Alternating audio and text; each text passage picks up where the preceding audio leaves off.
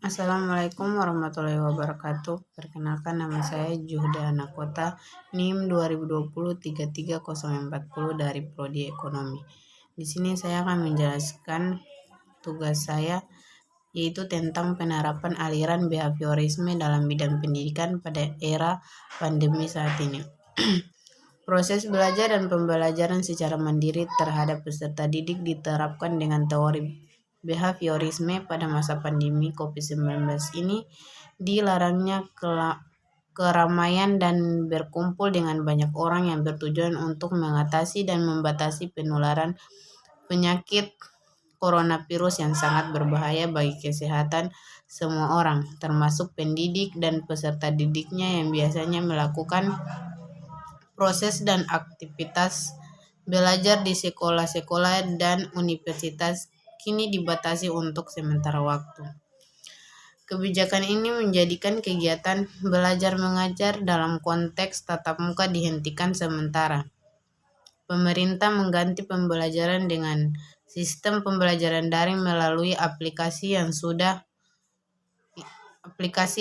ada. Dengan adanya kebijakan ini menjadikan pembelajaran daring yang sebelumnya masih tidak maksimal diterapkan menjadi satu-satunya pilihan bentuk atau sebagai sarana pembelajaran. Selain itu, peserta didik juga mendapatkan peluasan ilmu pengetahuan melalui media elektronik yang sudah semakin pesat perkembangannya, serta dapat digunakan secara positif di dalam hal pembelajaran secara mandiri melalui daring e-learning. Tingkah laku dan stimulus respon peserta didik sangat mudah disadari melalui pembelajaran secara mandiri. Misalkan pada saat pemberian tugas dan pada proses penyampaian materi peserta didik yang biasanya terleha-leha di kelas, kini mereka harus benar-benar memahami materi dan tugas yang diberikan oleh pendidiknya agar dapat untuk dipahami.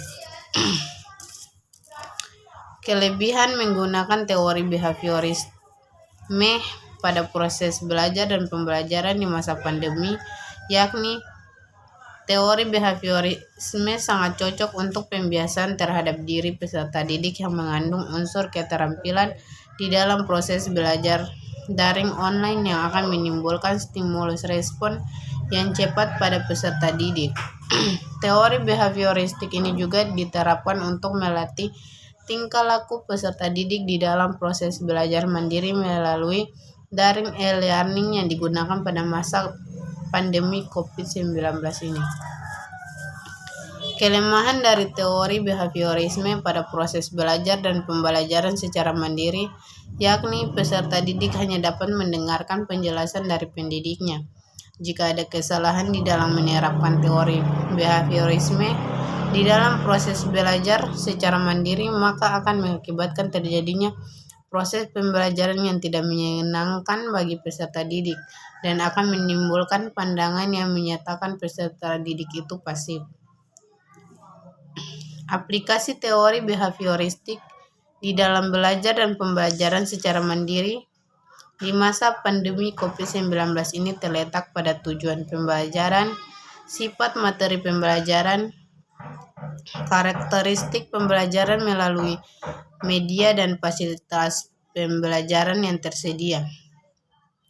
Implikasi dari teori behaviorisme dalam proses belajar dan pembelajaran secara mandiri dirasakan kurang memberikan ruang gerak yang bebas bagi peserta didik untuk lebih berkreasi, bereksperimentasi, dan mengembangkan kemampuan diri peserta didik itu sendiri di masa pandemi COVID-19 ini.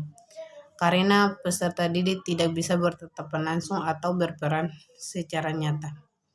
Itu saja yang bisa saya jelaskan dari tugas saya, yaitu tentang penerapan aliran behaviorisme dalam bidang pendidikan pada era pandemi saat ini. Kurang dan lebih saya mohon maaf. Wassalamualaikum warahmatullahi wabarakatuh.